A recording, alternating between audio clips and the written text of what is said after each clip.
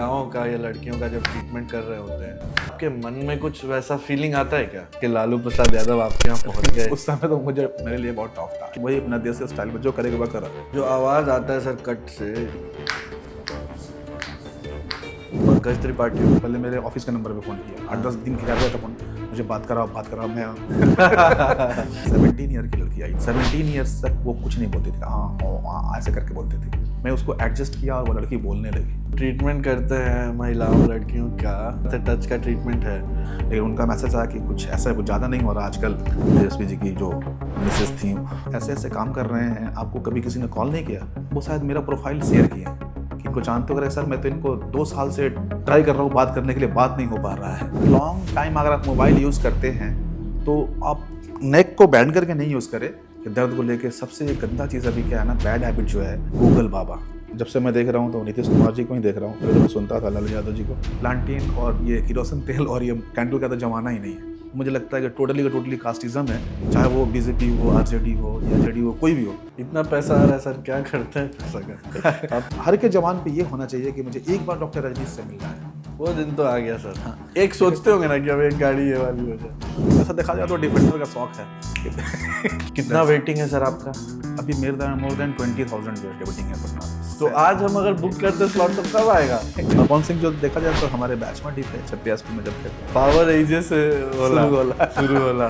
तो सर खेसारी लाल आए आपके यहाँ इलाज करवाने? वो अक्सर मिलते रहते हैं, एकदम फैमिली टाइप के हैं। कुमार शानू भी आए, उनको क्या हाँ, समस्या कुमार थी? शानू जी मेरी उनसे मुलाकात दुबई में हुई। ट्रीटमेंट के दौरान कुछ ऐसा भी हुआ मिसहैप? मैं इनको ज़्यादा फोर्स लगा के ट्रैक करता, मैं डर गया।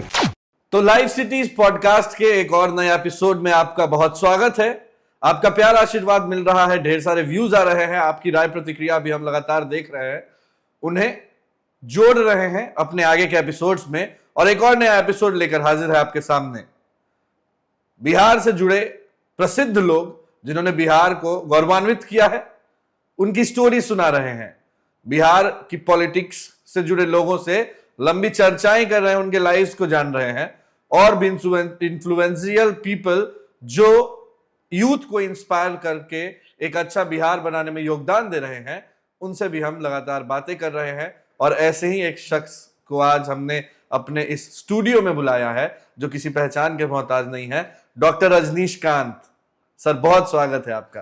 Thank you sir. डॉक्टर साहब बिहार से हैं और पूरे दुनिया में कई रिकॉर्ड्स तोड़ रहे हैं और अपनी कैरोप्रैक्टरी से कई लोगों को ठीक कर रहे हैं, कई सारी गंभीर बीमारियों का इलाज बिना दवाओं के कर रहे हैं।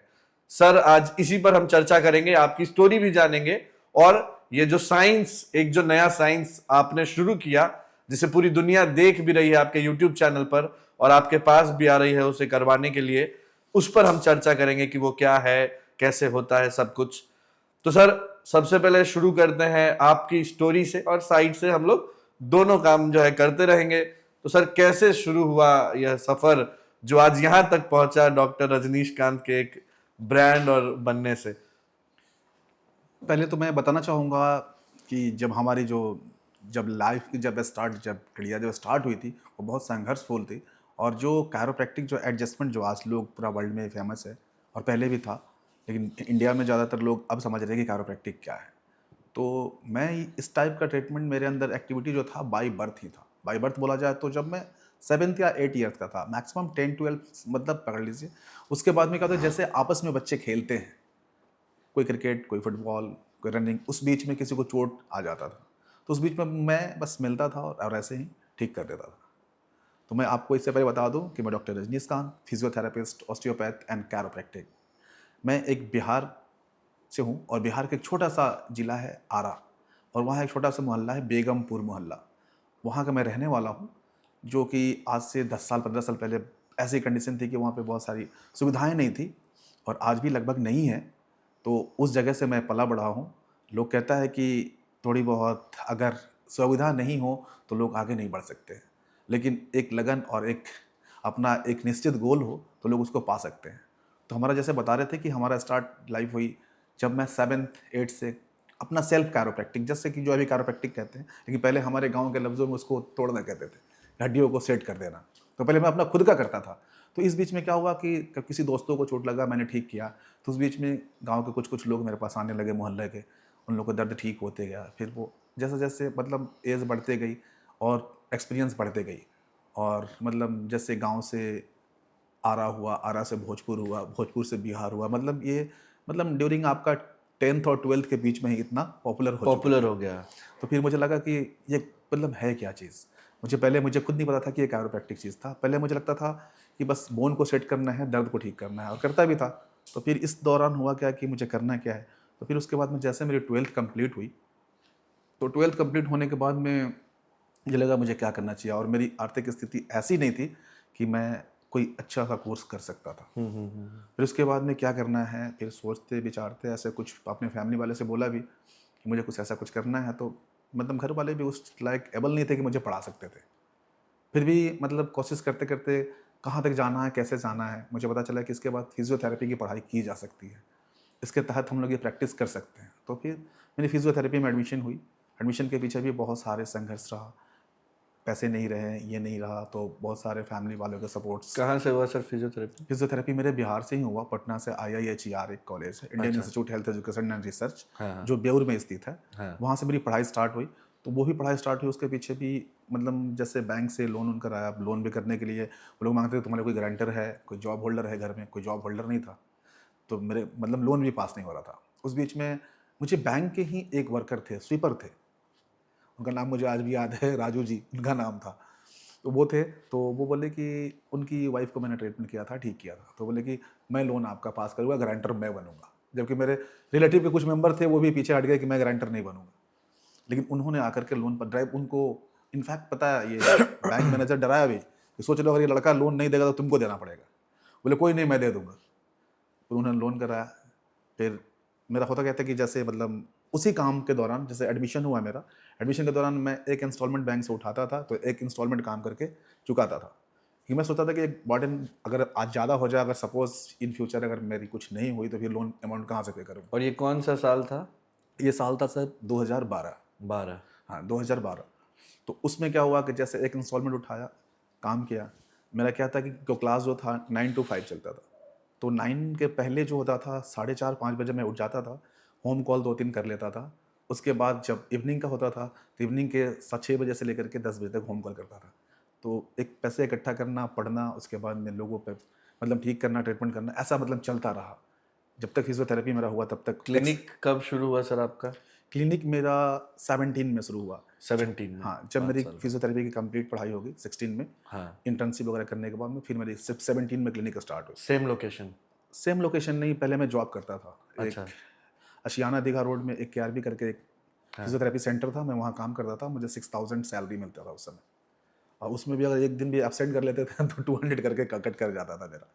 और उसी बीच में 16 बताओ, 16 से पहले जो लाइफ रहा, तो मतलब कभी पेशेंट मिलना, कभी नहीं मिलना, कभी पढ़ाई, मतलब बहुत सारी अड़चने आई फिजियोथेरेपी की बात। अपना क्लिनिक कब डाले सर? अपना क्लिनिक 2019 में डाला मैं अपना क्लिनिक, 19 में। Same location Beur? Same location Beur, जहाँ मैं रहता हूँ, जहाँ मैं प्राइमरी कॉलेज थी।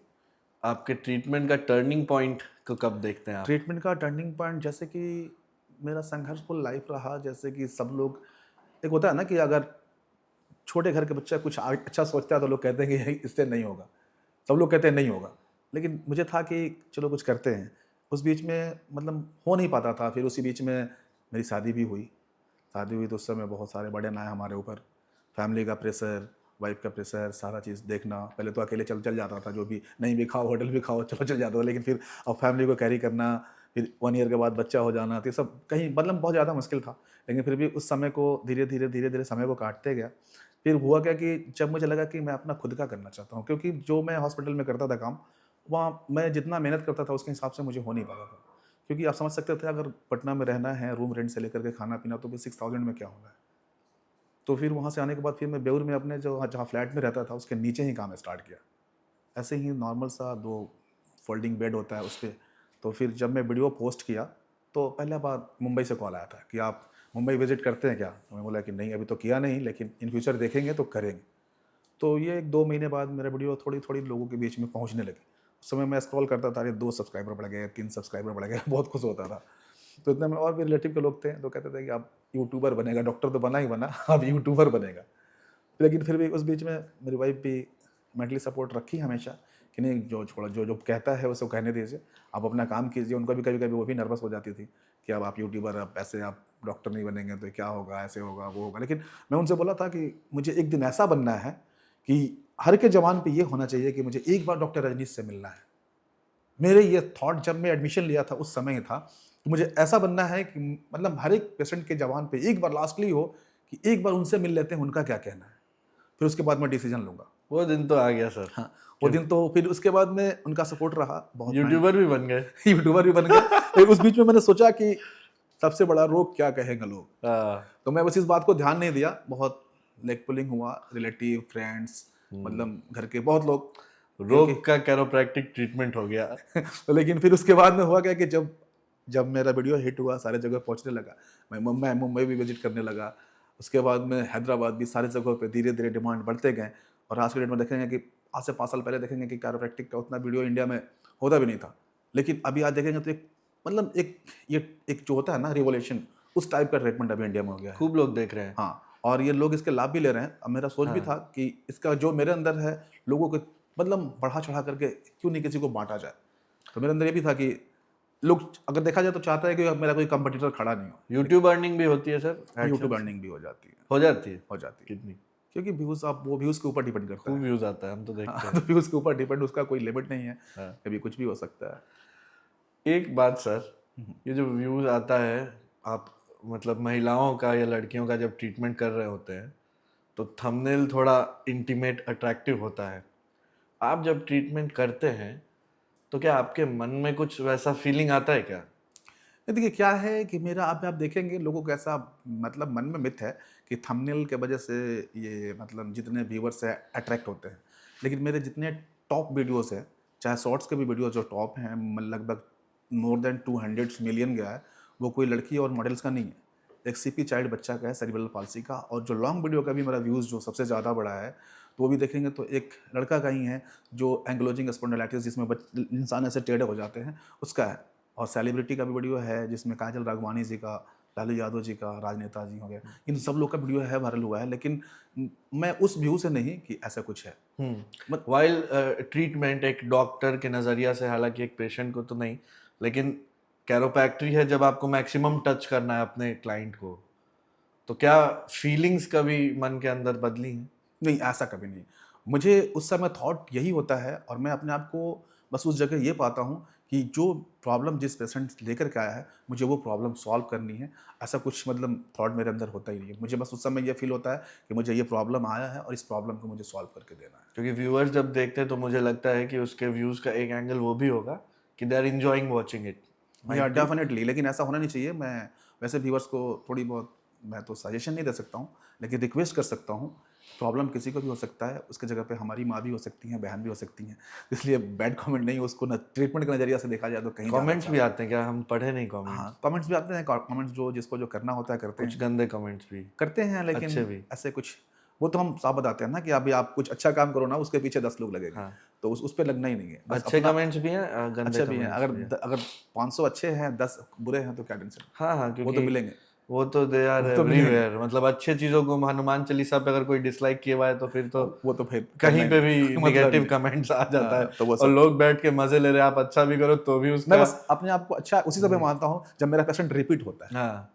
जब मान लें आप आए, आपके रिलेटिव आए, आपके घर वाले हैं, आपके फ्रेंड सर्कल आए, तो मैं समझता हूँ नहीं, मेरा ट्रीटमेंट है।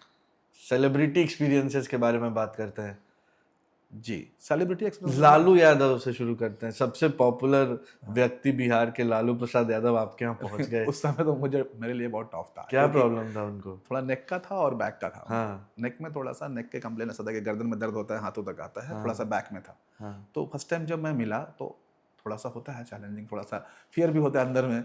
एक तो एज फैक्टर, एक वैसे नामचीन व्यक्ति, मतलब ट्रीट करना है उनको उस एज में, जिस एज में लोग कहते हैं कि वैसे एडजस्टमेंट नहीं करना चाहिए।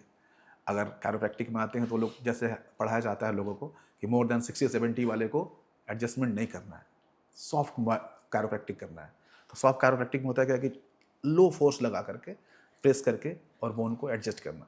तो जब मैं उनके पास गया तो उस वक्त तो बहुत एक्साइटमेंट था कि चलो भाई लालू यादव जी से मिलेंगे, क्योंकि बचपन से ही नाम सुनना, कभी टीवी पे देखना देखे नहीं थे। लेकिन हम जब बिल्कुल गए बिल्कुल। उनके पास बैठे तो बहुत एजिटेशन हो रहा था कि मैं कैसे डायग्नोस करूँगा, क्या करूँगा, कहीं गलत हो गया तो, कहीं कुछ हुआ तो, मतलब 100 प्रकार की बातें दिमाग में चल रही थी। लेकिन उसके बीच में फिर जब सोचे कि अब जब ये जो काम ही है, जब ये मुझे बुलाए हैं तो कुछ तो मेरे अंदर इन्होंने देखे होंगे तब तो बुलाए होंगे। तो मुझे लगा जब इनको मेरे पे विश्वास है तो हमको खुद पे क्यों नहीं? जब इनको विश्वास है कि मुझे वो कर सकता है तो मुझे क्यों नहीं विश्वास कि मैं कर सकता हूँ। हाँ। फिर मैं गया, डायग्नोस किया, देखा सारा चीज़। फिर सॉफ्टली, मतलब इस एज में उतने हिम्मत लाना कम बात नहीं है। हमसे तो ज़्यादा स्ट्रांग वही थे। हम्म। तुम करो जो करना है। हाँ मैंने किया एकदम वही अपना देसी स्टाइल में, जो करेगा वह करा। हाँ एकदम सेट हुआ। उसके बाद में बहुत इम्प्रेस हुए, बहुत हाँ। खुश हुए। हाँ फिर उनके साथ साथ घर के सब लोग, मतलब तेजस्वी जी भी थे, राबड़ी देवी जी भी थी, उनकी, तेजस्वी जी की जो मिसेस थी, उन्होंने बताया कि कैरोप्रैक्टिक होता है क्या है।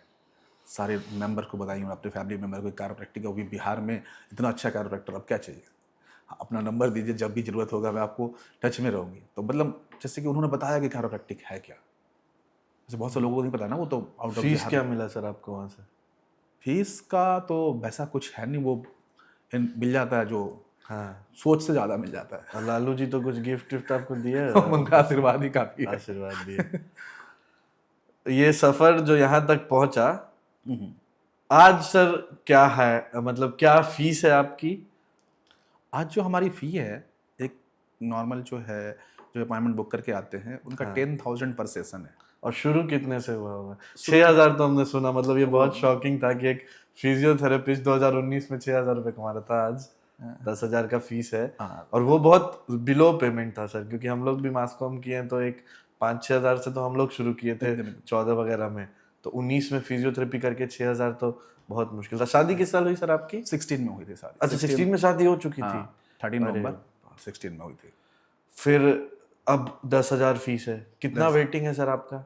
अभी मोर देन 20,000 वेटिंग है पटना में पेशेंट का। 20,000 वेटिंग? 20,000 तो आज हम अगर बुक करते स्लॉट तो कब आएगा? Approx 1 year. 1 ईयर? या 1 ईयर। क्या बोल रहे हैं सर? सर मेन है कि हम लोग का फिजिकल वर्क है, हाँ प्रिस्क्रिप्शन तो लिखना है नहीं, हाँ। और फिजिकली एफर्ट मेरा तो दर्द ठीक हो जाएगा एक साल में। कितने के हो जाते हैं, कितने के नहीं होता। जो इमरजेंसी होता है उन लोगों को मैं बुला लेता हूँ। मैं क्लिनिक में ऐसा बोल चुका हूँ अच्छा। कि जिनको अगर इमरजेंसी है, कंट्रोल नहीं हो रहा, ज़्यादा प्रॉब्लम है, उनको पहले फर्स्ट प्रायोरिटी पर रखो और 1-2 महीने के अंदर बुला लो।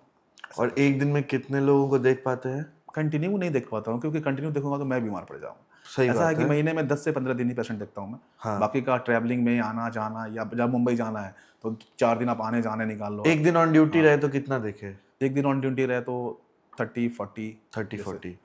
अच्छा, फिर बाहर ट्रैवल करते हैं किस कारण से? बस यही सेम, मतलब मुझे लगता है कि कुछ लोग आ नहीं सकते हैं। देखिए सर, जो होता है क्या कि सब लोग पटना आकर के ट्रीटमेंट कराना ये सब, मुझे मेरे से बहुत से लोग ऐसे भी बोले कि क्यों जाते हो आप। तो मुझे ऐसा लगा कि मेरे पास बहुत सारे कमेंट आप पढ़ते होंगे कि सर आप यहाँ आ जाओ, वहाँ आ जाओ। मैं वहाँ आना रहना सारा चीज़ मेरे लिए महंगा होता है। तो मैं उन लोगों को सुविधा के लिए वहाँ जाता हूँ। सारे जगहों पर तो अवेलेबल नहीं हो सकता हूँ, लेकिन मैं सोचता हूँ जहाँ से ज़्यादा एरिया कवर कर सकूँ। जैसे महाराष्ट्र में मुंबई जाने पर मतलब ये गुजरात, गोवा, ये सब जितना सारा कवर हो जाता है। हैदराबाद जाता हूँ तो वहाँ साउथ, और ये पटना टोटल नॉर्थ ईस्ट। तो ये 3 सेंटर से मुझे लगता है कि पूरे मतलब इंडिया को कम से कम हम लोग ठीक तो नहीं कर सकते सारे पेशेंट को। अपने लाइफ में एक थेरेपिस्ट कितना पेशेंट देखेगा, लेकिन मैं एक अवेयरनेस कैंप के थ्रू, यूट्यूब के थ्रू, या लोगों को मिलने के बाद मैं ये बताता हूँ कि ये बीमारी नहीं, डरना नहीं है, इसको बस डट के सामना करना है, थोड़ी बहुत अपने सुधार लाना है और ये प्रॉब्लम होगा ही नहीं। बच्चे हैं सर आपके?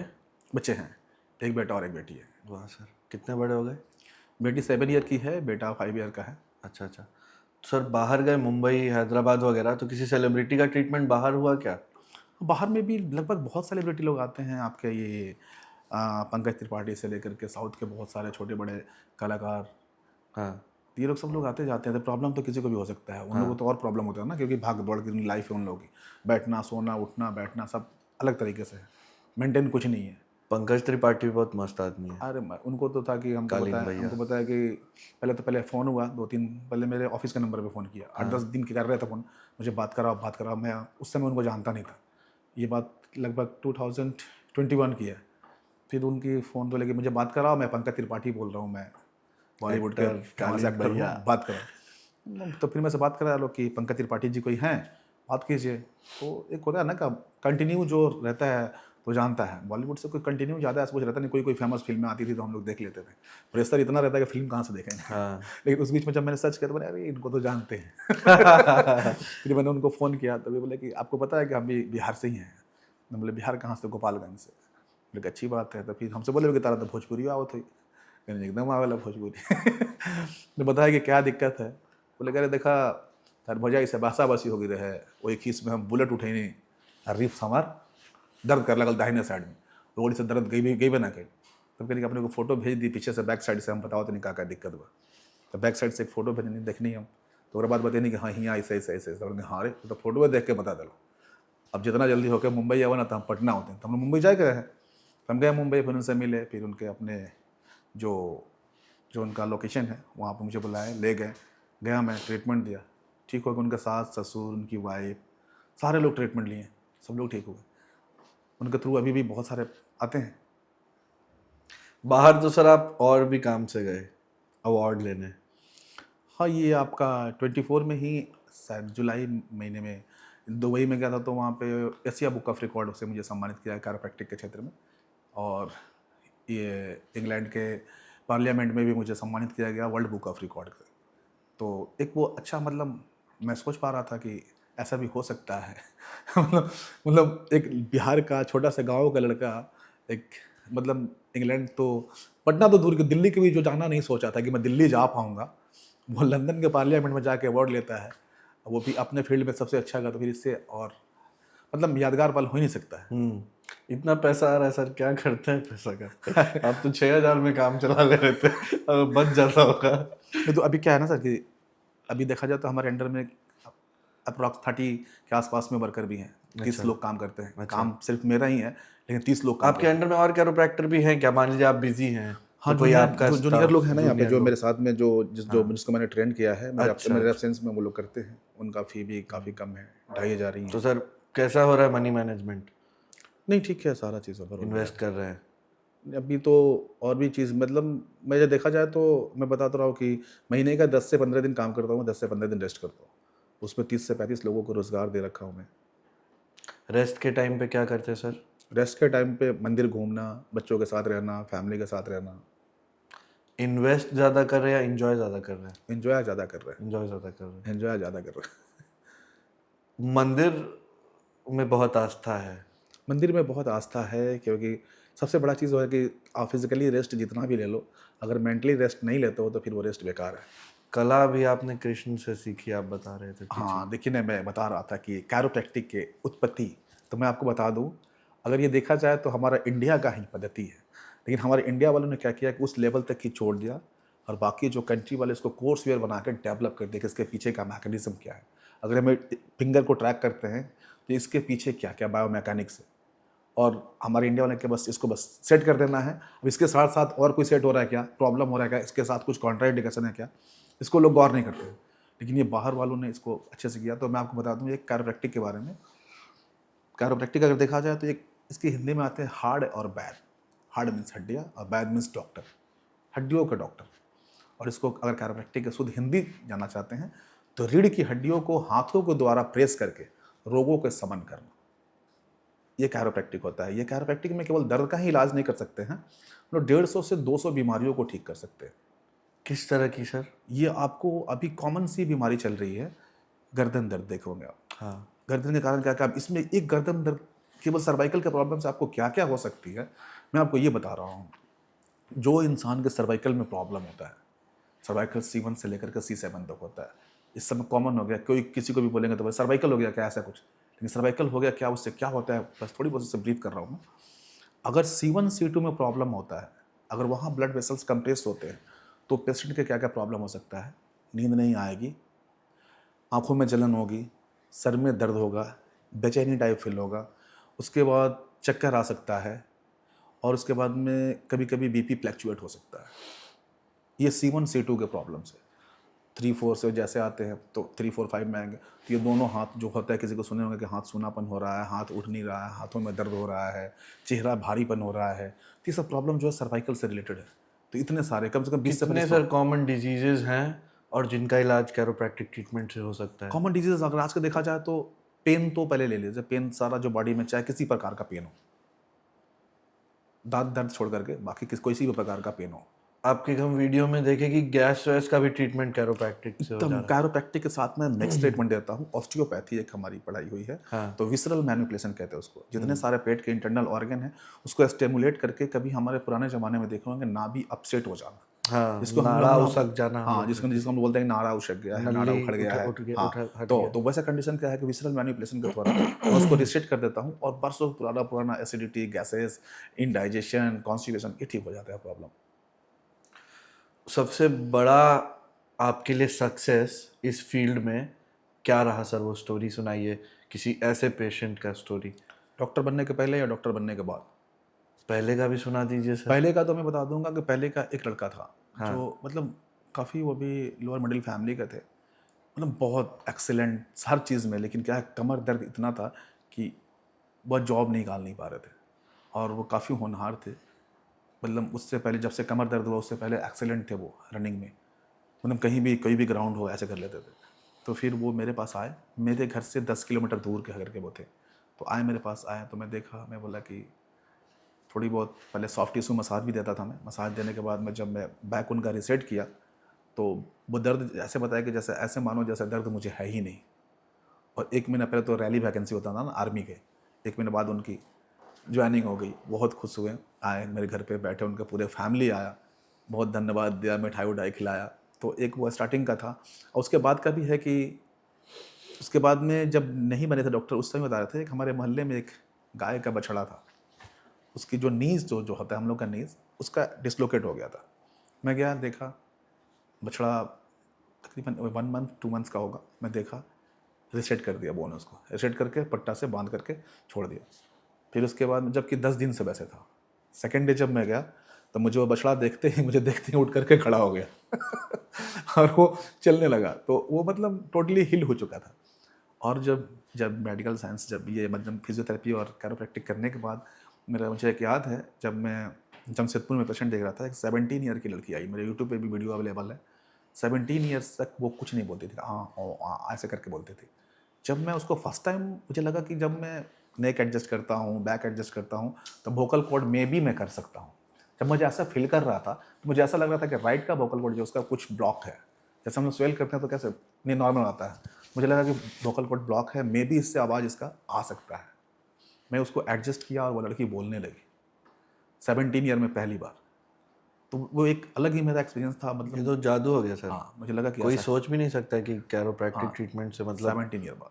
तो वोकल कॉर्ड ये सब कुछ एक लम्हे हैं जो कि मुझे लगा कि नहीं। और इस बीच में अभी फ़िलहाल में एक आप निखिल मर्चेंट जी हैं, हिंदुस्तान के टॉप 10 बिजनेसमैन में आते हैं आपके, ये राधिका मर्चेंट जो हैं, अच्छा उनके अंकल। हाँ, तो वो मुझे मिले, तो वो बैक पेन से काफ़ी परेशान थे, मुझे मिले, जिनको डॉक्टर सर्जरी के लिए बोला था, मिले मुझे, मैं उनको ट्रीटमेंट किया, आज बिल्कुल फिट हैं, उनको दर्द है ही नहीं।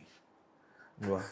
तो ये सारी ऐसे ऐसे क्रिएशन से इंस्पिरेशन पे हम लोग हाँ, बात कर रहे क्रिंसिस मैं बताता हूँ। हाँ, जो कैरोप्रैक्टिक आया कैसे, हाँ। तो मैं हमारे इंडिया का ही है। और इंडिया का कैसे है मैं ये बताता हूँ। हमारे भगवान श्री कृष्ण जब द्वापर युग में थे, जब कंस के मारने के बाद जब उनके नगरी में थे, तो एक कंस की सेविका थी जिसको कुब्जा के नाम से लोग जानते थे। वो कुबड़ी होने के कारण उनको लोग कुब्जा कुब्जा कहता था, कुबड़ी थी ऐसे। जब वो कंस के मरने के बाद जब भगवान श्री कृष्ण उस नगरी में घूम रहे थे, तो वो मतलब चंदन की थाली, फूल के माला लेकर के चल दिए अपने प्रभु कंस की सेवा करने, चंदन लगाने।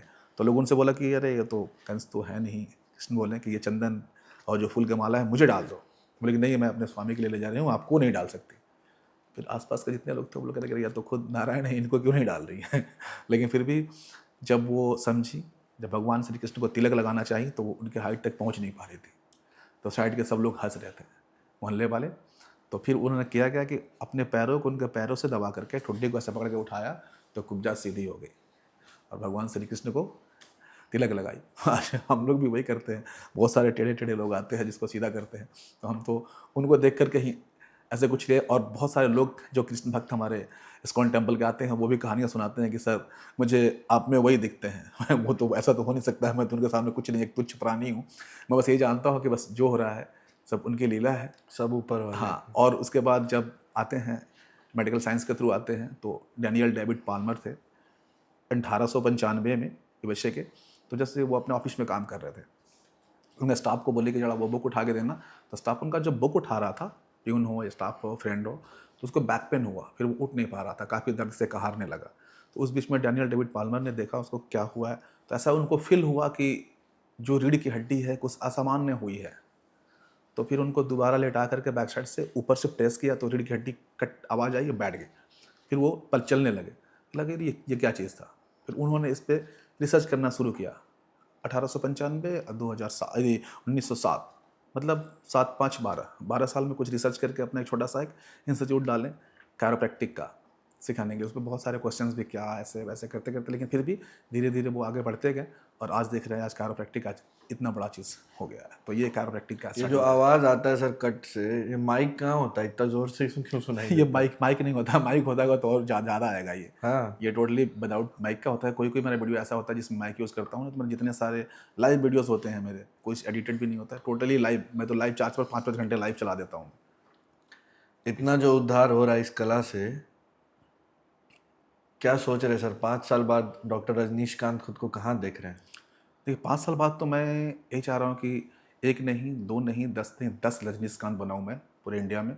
इस मुहिम को लेकर के मैं चल पड़ा हूँ और हर एक इंसान को मैंने ट्रेंड करना शुरू कर दिया हूँ जो मेडिकल बैकग्राउंड से है, और मैं उनको ट्रेंड भी करूँगा, खास करके स्पेशल फिजियोथेरेपिस्ट लोगों को, और जो अल्टरनेटिव मेडिसिन और भी जो हैं एक्यूप्रेशर एक्यूपंक्चर, मैं उन लोगों को ट्रीट करूँगा, मिलूँगा, समझाऊँगा कि देखिए मैं उन लोगों को सिखाऊँ फिर भी, नहीं सिखाऊँ फिर भी वो लोग एडजस्टमेंट करेंगे। क्योंकि मैं पिछले 2-3 महीने से लगभग 200-300 लोगों को ट्रेन किया।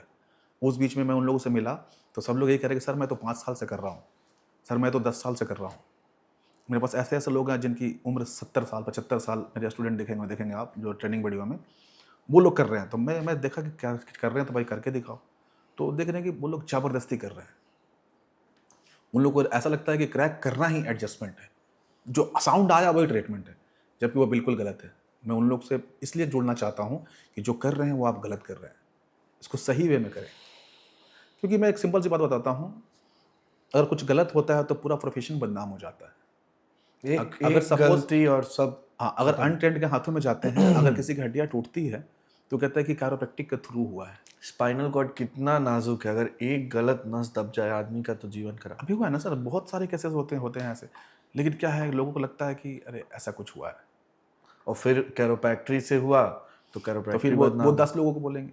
तो मैं बस मिला सबसे, देखा तो कर रहे थे सब लोग मेडिकल बैकग्राउंड से, सब लोग डॉक्टर ही हैं।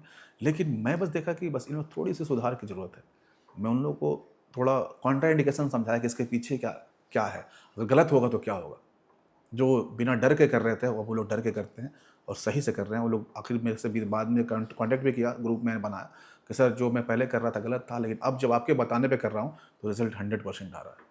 तो मेरा थॉट है कि ये जितना ज़्यादा हो सके, 1 नहीं, 2 नहीं, 10 नहीं, बहुत ज़्यादा, मतलब all over India, all over world बढ़े। हाथ में सर ये ग्लव्स है, ये किस चीज़ के लिए?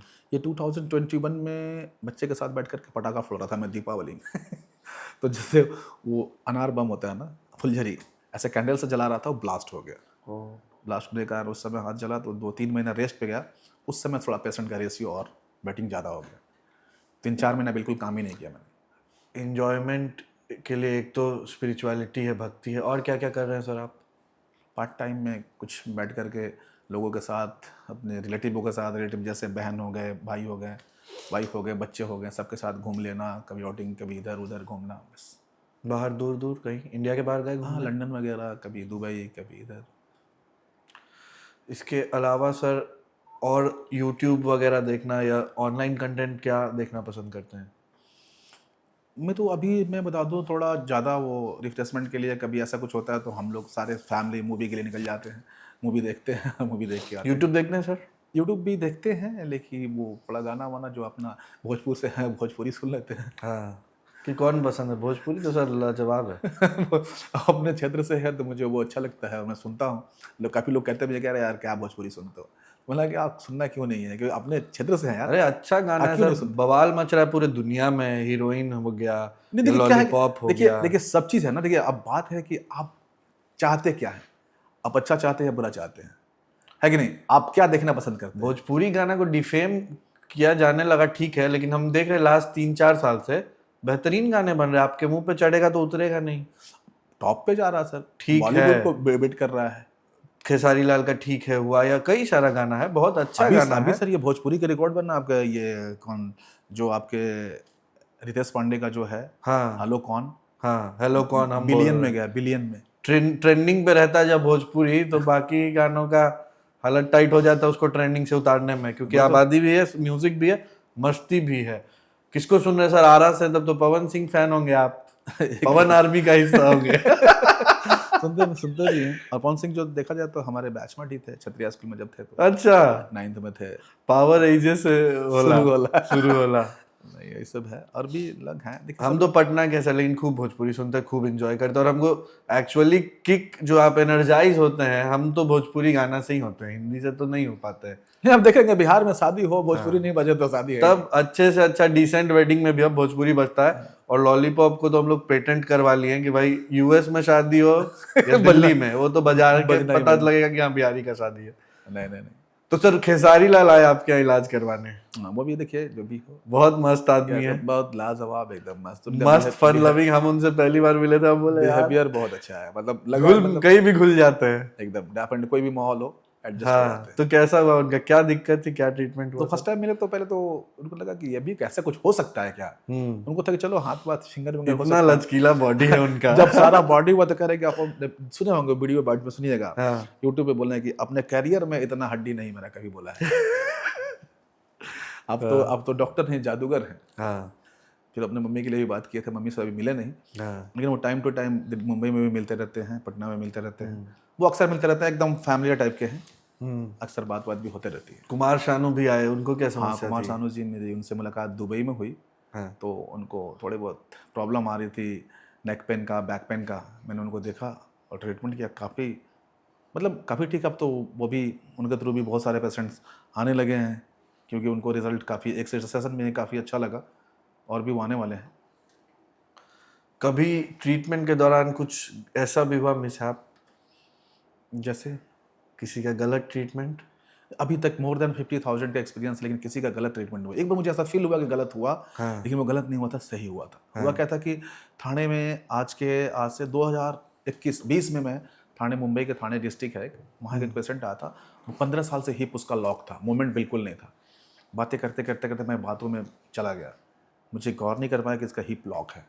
मैं उस बीच में हिप को ज़्यादा फोर्स लगा के ट्रैक कर दिया, डबल साउंड आया। मैं डर गया कि कहीं कुछ मिसहैपनिंग हो गया। फिर मैं बैठ गया, सोचने लगा कहीं गलत हो गया। फिर मुझसे पूछा कि आप कैसे हैं, पानी पीजिए, पानी पिया। फिर वो चलने लगा, फिर बोला कि नहीं सर मैं ठीक हूँ। तो मैं ये भी एक्सप्लेन नहीं कर पा रहा हूँ, मैं उससे बता नहीं पा रहा हूँ कि गलत हुआ है।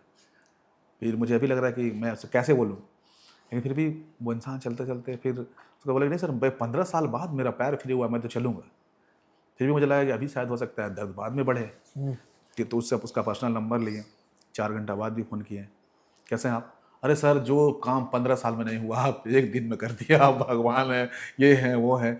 तो थोड़ा उस टाइम लगा था। फिर उसके बाद में मुझे कुछ ऐसा नहीं लगा। मैं बस जानता हूँ कि मेरी लिमिट फोर्सेस उतना ही रहती है, अगर मैं ठीक नहीं कर सकता हूँ तो किसी को बुरा भी नहीं कर सकता हूँ। बस इतना मेरे साथ है, और मैं इतना लेकर चलता हूँ। गाड़ियों का भी शौक है सर? गाड़ियों का, हाँ गाड़ियों का शौक है। कौन सी गाड़ी लिए हैं? गाड़ी तो अभी मतलब जैसे कि क्या है कि कभी कभी इधर आना जाना होता है, तो कभी हमारे मतलब जैसे कि जो सपोर्टर जो होते हैं, जैसे सपोर्टर जो मतलब जो हैवी कोई पर्सन होता है उसको लिफ्ट करना होता है, तो उसके लिए हम लोग 1-2-3 मतलब ऐसे बॉडीगार्ड को भी हायर करते हैं कि सपोज कभी उन लोग को लिफ्ट करना हो तो वो लोग सपोर्ट करें, क्योंकि वो दुबले पतले इंसान की तो बस की बात है नहीं। हाँ। तो ऐसे कंडीशन में चाहे मान लो कि शादी वादी भी जाना हो तो 10-12-10 लोग हो ही जाते हैं आने जाने में, तो उन लोग को ले जाना, कैरी करना। तो अपना सबसे पहले गाड़ी मेरे पास अमेज थी एक। अच्छा, सबसे पहले 2 व्हीलर कौन सा था? सबसे पहले 2 व्हीलर डिस्कवर था, 100 सीसी। डिस्कवरी से काम मैंने हुआ। उसको लोन पे लिया था। हाँ।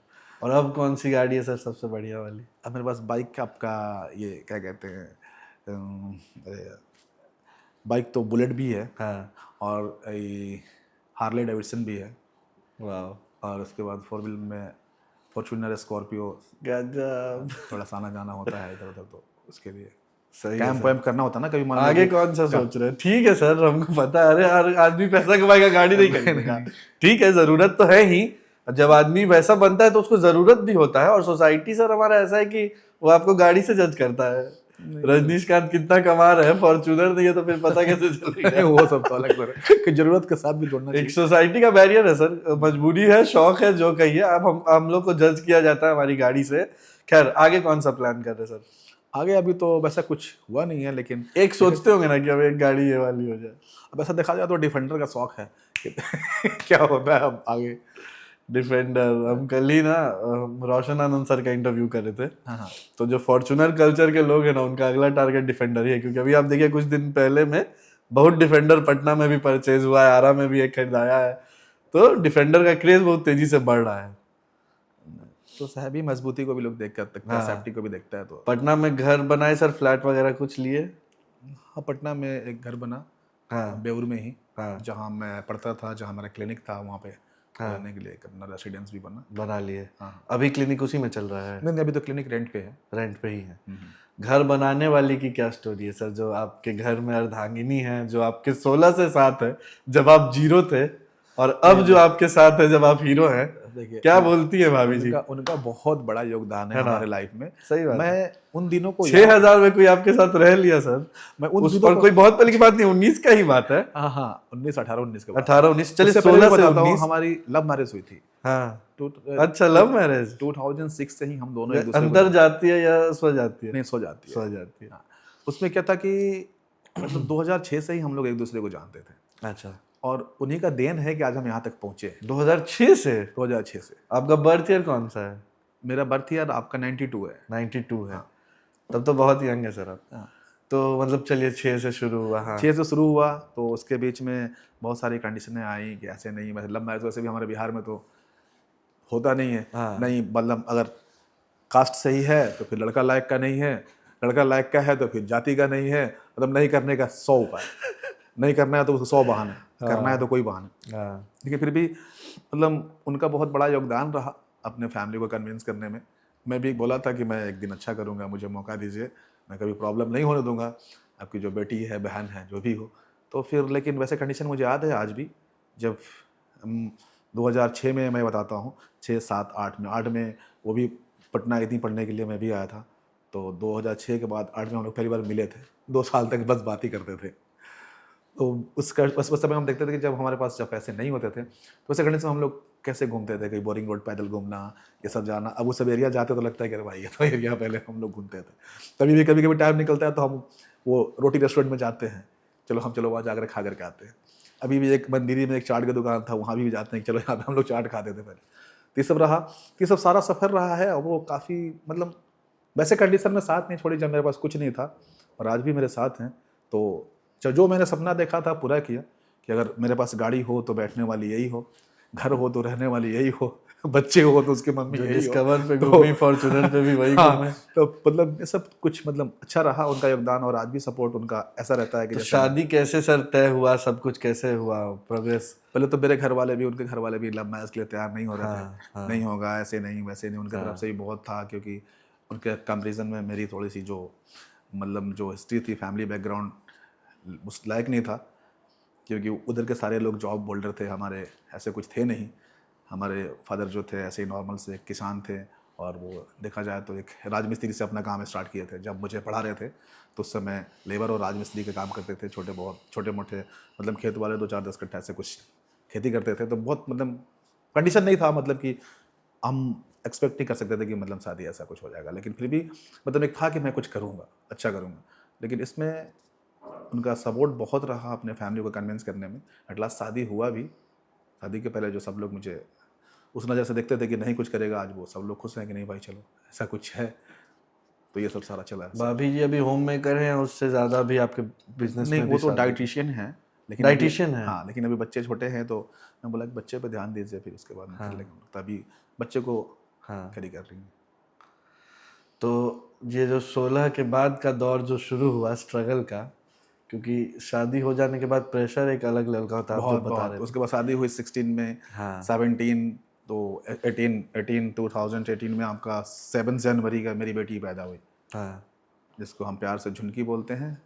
वो आई 17 में। उसी दिन मेरे पास 1:40 में पैदा हुई थी, दोपहर में 2 बजे मेरे पास इंटरनेशनल कॉल आया था, रजनीकांत ऐसे ऐसे मुझे ऐसे लेना है, ट्रीटमेंट है, ये है वो, मतलब।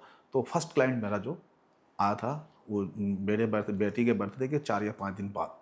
अब वो मतलब रसिया से शायद आया था। अब वो ट्रीटमेंट बेड पे लिया था। वो उस समय मेरा फ़ी, मैं अपना क्लिनिक डाल चुका था, उस समय अपना क्लिनिक डाल चुके थे। कितना था सर फी?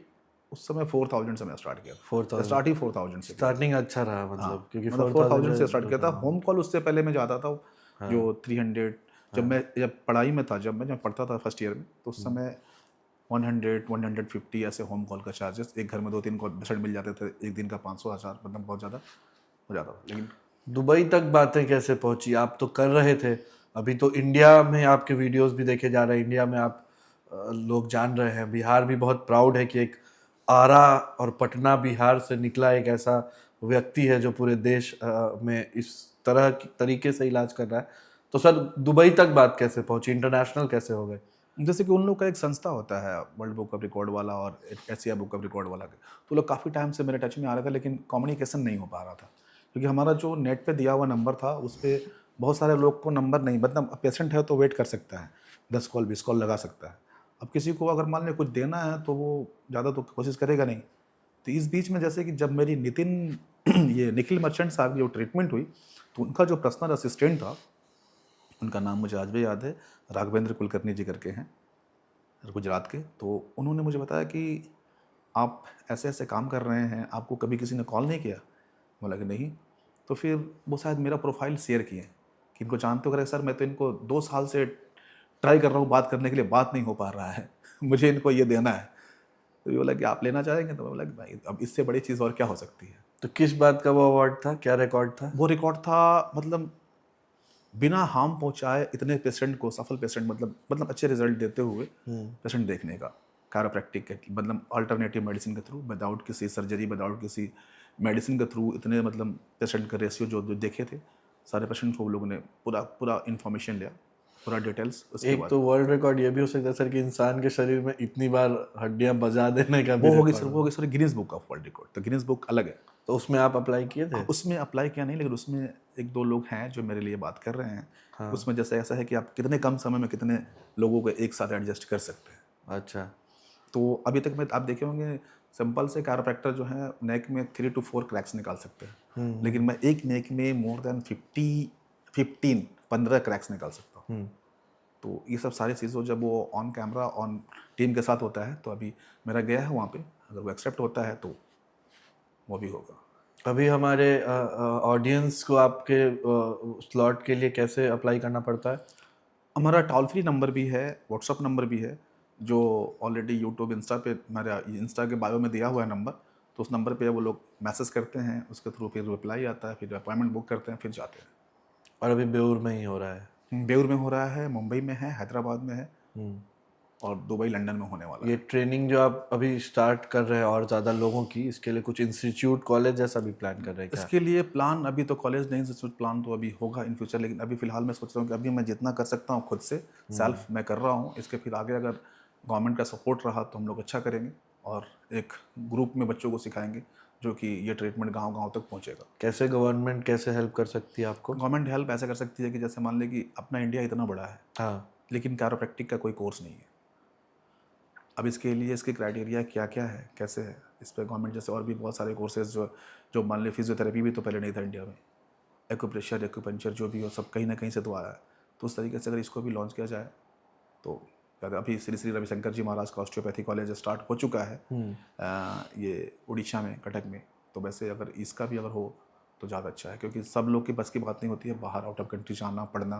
तो इसके लिए अब जब आरा जाते हैं तो सर आरा कैसे आपकी स्वागत करता है? बहुत ज़बरदस्त है। अभी जब मुझे वर्ल्ड बुक ऑफ रिकॉर्ड मिला था तो मेरे गांव, मेरा आरा, मतलब पूरा एक पोस्टर से भर दिया गया था, डॉक्टर रजनीश का आरा के धरती पे स्वागत है। मतलब एक मुझे अभी भी मैं निकलता हूँ बाहर घूमता हूँ, सब लोग मिलते हैं, अरे ये तो वही है। तो एक मतलब क्या बताऊँ मैं। उस दिन मैं बता रहा था कि जब मैं आया उस दिन लंदन से या पटना एयरपोर्ट पे, तो मुझे रिसीव करने के लिए मुझे पता भी नहीं, मुझे था कि मेरे घर वाले, रिलेटिव वाले, यार दोस्त होंगे। लेकिन जब मैं बाहर आया तो 125 गाड़ियाँ थी स्कॉर्पियो, 125, और एयरपोर्ट पे इतना ज़्यादा भीड़ था कि मैं खुद देख करके, मेरी वाइफ, बच्चे साथ में थे, वो लोग कहाँ गए मुझे पता भी नहीं चला। मेरी वाइफ झगड़ा भी कर गई तो यार ये मतलब ही हो आए चले दिए हीरो बन गए तो बीवी को भूल गए। तो ऐसे हुआ। फिर मुझे पता नहीं था, फिर मुझे घर तक ले गए, आरा तक ले गए। आरा में जगह जगह बहुत सारे बीच बीच में मतलब जितने सारे थे लोग, पूरा पॉलिटिकल शो हो गया है ना। मतलब एकदम बढ़िया। बेटा में भी, फिर उसके बाद में कोइलवर में भी, जगह जगह सब लोग रुक रुक कर स्वागत किए। मतलब एक ऐसा लग रहा था कि जैसे हीरो आ रहा है। मतलब अच्छा फीलिंग था। और मुझे लगा कि नहीं और भी कुछ करना चाहिए। गांव वाले अभी भी सब लोग खुश हैं। अच्छा, आप जब ट्रीटमेंट करते हैं महिलाओं लड़कियों का, तो जाहिर सी बात है टच का ट्रीटमेंट है, तो भाभी जी को ऐसा जलन नहीं होता है कि जलन तो अभी हाल ही में मतलब कुछ ऐसा कुछ, अभी मेरा जो वीडियो देखे होंगे 90 मिलियन व्यूज़ गया था 3 दिन के अंदर में। तो कुछ मतलब ऐसा कुछ था नहीं। जो चेस्ट पेन के लिए नॉर्मली जो मेल भी आता है मैं वही ट्रीटमेंट करता हूँ, फीमेल भी वही ट्रीटमेंट करता हूँ, क्योंकि प्रॉब्लम को ख़त्म करना है। ना कि वहाँ पे कुछ ऐसा कुछ इंटेंशन होता है कि मुझे कहाँ टच कर रहा हूँ। मुझे ऐसा कुछ सोच ही नहीं होता है कि मैं कहाँ टच कर रहा हूँ। मुझे लगता है कि बस प्रॉब्लम यहाँ है तो मुझे ये टच करके ठीक करना है।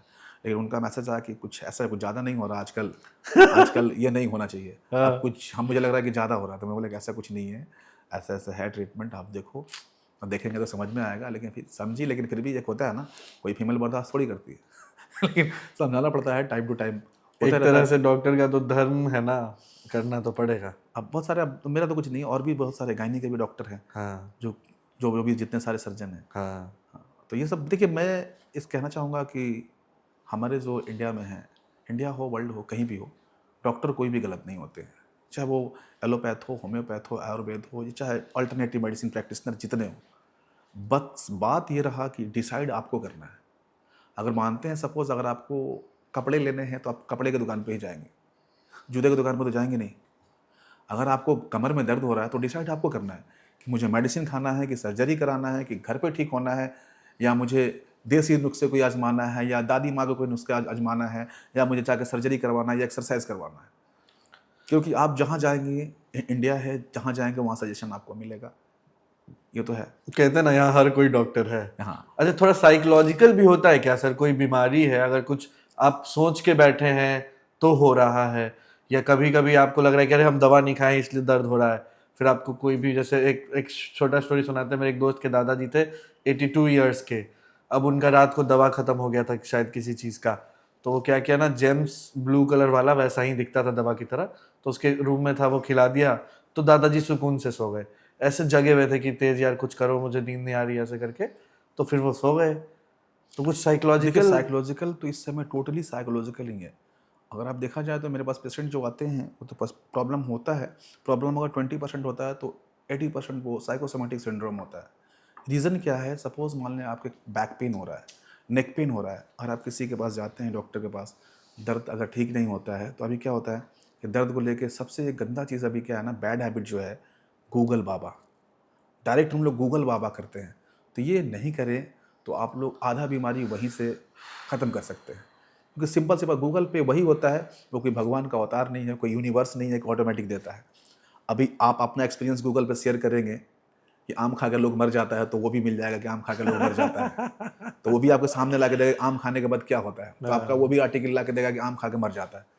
अब पढ़ने वाला पढ़ेगा आम खा के मर जाता है, तो मतलब समझदारी क्या होगा कि आम खा के कोई भी मर सकता है। फलों का राजा भी अब जो पागल होगा वो समझ जाएगा अरे यार आम खा के मर गया, तो आम छूना छोड़ देगा। हाँ। तो वही सब होता है गूगल पे। अगर हम लोग छोटी मोटी बीमारियों को अगर टाइप करते हैं, सपोज अगर एक सिंपल सी बात है, किसी को सर में दर्द हो रहा है, हाँ। गूगल किया हेड पेन, ठीक है, सर दर्द का टाइप किया, सर दर्द का रीज़न आया, आपको स्ट्रेस से भी हो सकता है सर दर्द, नींद नहीं पूरा हुआ उससे भी हो सकता है, सीवियर एसिडिटी बनेगा उससे भी हो सकता है, अगर आपका कोल्ड है उससे भी हो सकता है, साइनसाइटिस है उससे भी हो सकता है, नेक में प्रॉब्लम है उससे भी, मतलब एक सर दर्द का 50 कारण है। लेकिन गूगल बाबा क्या दे देंगे? Brain tumour. तो पेशेंट क्या सोचेगा, अरे बाप मुझे ब्रेन ट्यूमर हो गया। अब वो ब्रेन ट्यूमर को सोच करके डॉक्टर के पास जाएगा, वो खुद ही ट्यूमर बना देगा उसको। अब कोई, मैं तो कहूँगा कि जाएगा, अब वो डॉक्टर लाख भी समझाए तो कहेगा मैं पागल थोड़ी हूँ, सर में दर्द होता है मुझे। अब डॉक्टर नहीं बोलेगा तो खुद से वो टेस्ट कराना शुरू कर देगा। कभी आपका CT स्कैन कराएगा, कभी MRI कराएगा, कभी एक्सरे कराएगा, वो हो जाएगा उसका डॉक्टर शॉपिंग शुरू हो जाएगा। इस वीडियो क्लिप का ये पार्ट हम थोड़ा कुछ लोगों को दिखाएंगे, जिसको हम बार बार समझा रहे हैं कि जो आप बोले 20% है, 80% साइकोलॉजिकल है, जिसके कारण वो 100% हो गया है और वो एक बोझ बन गया ऊपर में। नहीं तो ये मेरे पास बहुत सारे सर ऐसा आप लगता है- बता रहे थे सर, सर दर्द को भी कैरोप्रैक्टिक ट्रीटमेंट से ठीक किया जा सकता सर दर्द एकदम डेफिनेटली, क्योंकि होता क्या है कि सर दर्द में, सर में ब्रेन में ऐसा कोई पार्ट नहीं होता जिसको दर्द होता है। है। हाँ ब्रेन के पार्ट जो है कहीं ऐसा दर्द नहीं हो सकता है। हाँ सर दर्द को जो हम लोग फील करते हैं वो उसके पीछे बहुत सारा रीज़न है। हमारा डेली लाइफ तो सबसे बड़ा इंपॉर्टेंट। हाँ हम लोग हर एक पार्ट को, चले सोते भी हैं हर एक पार्ट रिलैक्स देते हैं, लेकिन कभी हम लोग ब्रेन को कभी रिलैक्स देते हैं? सोते सोते भी एक तो सबसे बड़ा चीज़ है मोबाइल। ऐसे हौच पौच इधर उधर भाग दौड़ के न्यूज़ देखते हैं कि हम लोग का ब्रेन एक्टिव रहता है सोने के एकदम 1-2 घंटा बाद तक भी, और उसको सुबह उठने के साथ ही मोबाइल देखते हैं कैसे क्या न्यूज़ क्या। हम लोग 50 न्यूज़ को भूल जाते हैं, अच्छा न्यूज़ को एक हो गया, अब मीडिया वाले वही दिखाते हैं जो मतलब है। सही बात है। 500 लोग सही से सोते हैं ये कोई नहीं देखता है। हम्म। एक लोग को गोली मार दिया गया वो देख करके डर जाते हैं। तो ये सब सारी चीज़ें आती हैं। तो ये सब क्या है कि जैसे कि सर दर्द में बता रहा हूँ कि सर दर्द के बहुत सारे रीज़न हैं। तो सर दर्द में होता क्या है जनरली, जैसे जिसको सर दर्द होगा उसका नेक मसल्स स्टिफ होगा, गर्दन के जो मसल्स हैं ये वो स्टिफ होगा, टाइट होगा। उसे कंडीशन में हम लोग उसको मसाज के थ्रू या एडजस्टमेंट के थ्रू, जो मैं पहले भी चर्चा किया था कि C1 में प्रॉब्लम होगा, C1 C2 में। C1 C2 एकदम इंटरनल पार्ट होता है। अगर वो पेशेंट कंप्लेन करेगा कि मुझे सर दर्द हो रहा है, चक्कर आ रहा है, वन साइडेड सर दर्द हो रहा है, फ्रंटल सर दर्द हो रहा है, तो जैसे हम लोग ऑसिपिटल एडजस्ट करते हैं, ऑसिपिटल या टेम्पोरल और C1, तो उस पेशेंट को जैसे ब्लड सर्कुलेशन स्टार्ट होता है ठीक हो जाता है। कभी कभी आप माइग्रेन के पेशेंट को आप देखे होंगे, डॉक्टर बताते हैं कि हर वो 4 घंटे में कुछ ना कुछ खा लिया कीजिए। जैसे हम लोग खाते हैं कोई चीज़ चबाते हैं तो ये टेम्पोरल बोन C1 और ये जॉ आपस में फ्री होता है। जैसे फ्री होता है तो ब्लड सर्कुलेशन नॉर्मलाइज होता है। जैसे ब्लड सर्कुलेशन नॉर्मल होगा तो फिर सर दर्द कम हो जाता है। तो उसी को हम लोग उसको रिसेट कर देते हैं, ब्लड सर्कुलेशन का फ्लो मेंटेन हो जाता है, सर दर्द गायब हो जाता है।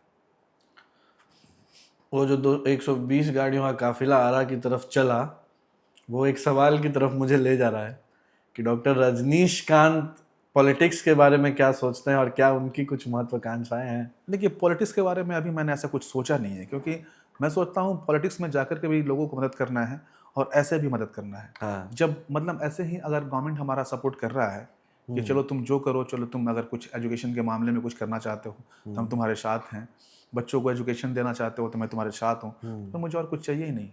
अगर मुझे लगता है कि मैं अगर पॉलिटिक्स ज्वाइन करके लोगों को सुधार कर सकता हूँ, उनके मतलब उनके लिए कुछ कर सकता हूँ, तो मैं वो भी करने के लिए तैयार हूँ। लेकिन अभी वैसा कुछ विचार आया नहीं मेरे मन में। तेजस्वी और नीतीश दोनों के गवर्नेंस में आपका क्या एनालिसिस है, किसको बेटर देखते हैं? देखिए ये तो पॉलिटिकल मुद्दा है तो इस पे हम नहीं जाएंगे, लेकिन सही है। लेकिन मुझे लगा कि जब से मैं होश संभाला हूँ, अगर जब से मैं देख रहा हूँ तो नीतीश कुमार जी को ही देख रहा हूँ। पहले तो मैं सुनता था लालू यादव जी को, क्या है तो सबका अपना अलग अलग दोनों का रोल है लाइफ में, क्या है कैसे है।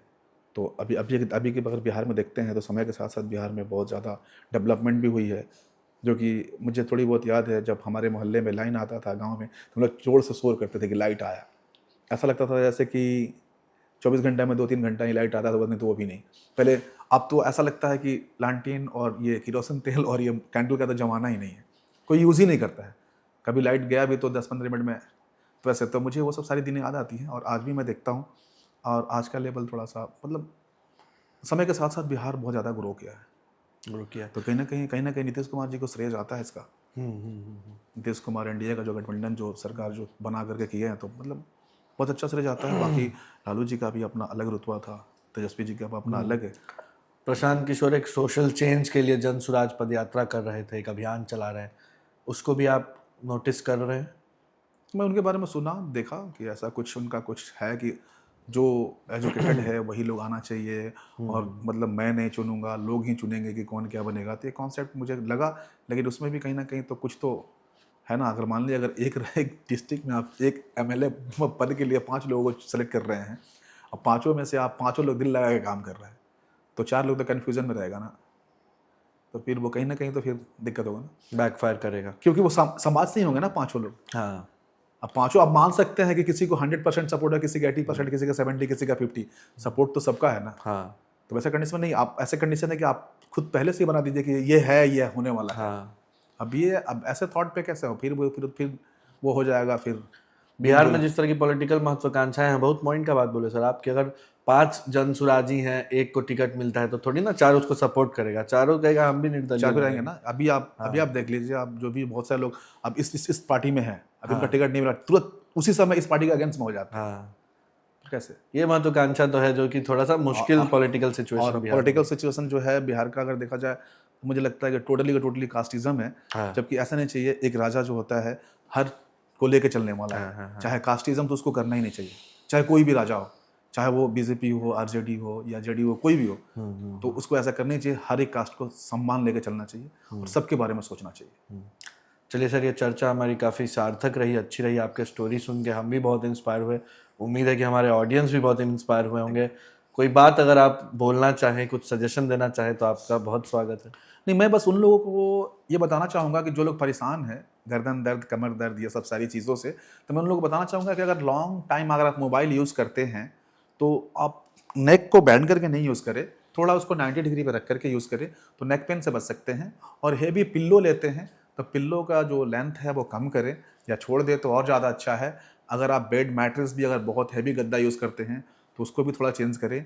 अगर आपका सिटिंग जॉब है, 4 घंटे, 5 घंटे, 8 घंटा बैठ के जॉब करते हैं, चाहे बैंकर्स हो, चाहे आप कोई भी रिपोर्टर्स हो या ये सॉफ्टवेयर इंजीनियर्स हो, तो उन लोगों को मैं एडवाइस दूंगा कि हर वो 1 घंटे में अगर कहीं नहीं जा सकते हैं तो वहीं पे खड़ा होकर के पैर हाथ सीधा करके 1 मिनट के बाद फिर से बैठ जाए। तो हमारी जो ये प्रॉब्लम है कि लाइफ स्टाइल डिजीज़ है, ये कोई बीमारी नहीं है। अगर थोड़ी बहुत हम लोग पोस्चर को करेक्ट करें तो इस प्रॉब्लम को दूर कर सकते हैं। दूर ही नहीं, ये आएगा ही नहीं। अगर थोड़ी बहुत प्रॉब्लम आ भी जाती है तो हम उन लोगों को गाइड करेंगे, हम अवेयरनेस कैम्प के थ्रू लाइव वीडियो में बनाएंगे, छोटे छोटे रील्स भी बनाएंगे कि कमर दर्द से कैसे बचे, गर्दन दर्द से कैसे बचे। तो थोड़ी बहुत प्रिकॉशन अपने लाइफ में रखेंगे तो ये सब सारी प्रॉब्लम से दूर बच सकते तो सर, बिना तकिया के कैसे सोना है फिर? सीधे? बिना तकिया के फिर हैबिट हो जाएगा। तकिया हम लोग लेते हैं तो कंटिन्यूअस हैवी तकिया हम लोग लेता तो है। करवट में भी सोते हैं ना सर, कभी इधर कभी हाँ, तो इधर। करवट में देखिए अब क्या है, करवट में पिल्लो यूज़ करेंगे तो फिर और जब फ्लैट होंगे तो पिल्लो तो कोई हटाएगा नहीं। हाँ, तो जब कंटिन्यूअस नेक का प्रेशर ऐसा रहेगा तो क्या होगा, फिर कंटिन्यूअस हमारे फ्रंटल जो है वोकल कॉर्ड भी कंप्रेस होगा और ये बैक का जो नेक का जो बोन है वो भी कंप्रेस्ड होगा। तो ये आगे चल करके फिर प्रॉब्लम होता है। तो मान लीजिए बिना तकिया के सोएंगे सर, तब तो हम लोग ऐसे सीधा ही ना सोना पड़ेगा बस। करवट में कैसे सोएंगे? नहीं, करवट भी तो सो जाते सो हैं। सकते हैं। क्यों नहीं सो सकते? करवट में सो सकते हैं। बहुत सारे लोग को देखेंगे आप, ये इसका सपोर्ट ले लेते हैं। हाँ हाँ, तकिया अवॉइड करना चाहिए। तकिया अवॉइड करेंगे तो मतलब 40 के बाद, 45 के बाद 40 तक ले सकते हैं, कोई टेंशन नहीं है। तो ये सब सारी बातें हैं। तो बहुत शुक्रिया सर, आपने हमारे लिए इतना समय निकाला। एकदम धन्यवाद। आपके समय की कीमत भी अब हमें पता है। आप लोग वो इंसान है कि बातों को जन जन तक पहुंचाते हैं। हाँ। तो ये बहुत बड़ी चीज़ है कि लोग हेल्दी कैसे रहे। मैं अच्छा कर रहा हूँ, कौन नहीं कर रहा है, तो ये आपके थ्रू लोगों को जानते हैं। तो ये आप लोग का कहीं बड़ा योगदान है। धन्यवाद सर आपका। Thank you. और हमारे ऑडियंस का भी बहुत धन्यवाद जो हमें इतना प्यार और आशीर्वाद दे रही है कि हमारा चैनल खूब तेजी से आगे बढ़ रहा है। हमारा नया नवेला पॉडकास्ट शो हिट हो गया है और आप अपनी राय प्रतिक्रिया देते रहे। रजनीशकांत सर से कोई सवाल हो तो वो भी आप पूछ सकते हैं, हम उनसे पूछ करके आप तक जवाब पहुंचाएंगे। बने रहे लाइव सीरीज के इस यूट्यूब चैनल के साथ। सब्सक्राइब ना किया हो तो सब्सक्राइब कर ले और हमारे इस पॉडकास्ट को खूब शेयर करें ताकि हमारा देश, हमारा बिहार स्वस्थ रहे, मस्त रहे और इसी तरह प्रगति की राह पर तेजी से आगे बढ़ता रहे। आप सबका बहुत बहुत शुक्रिया।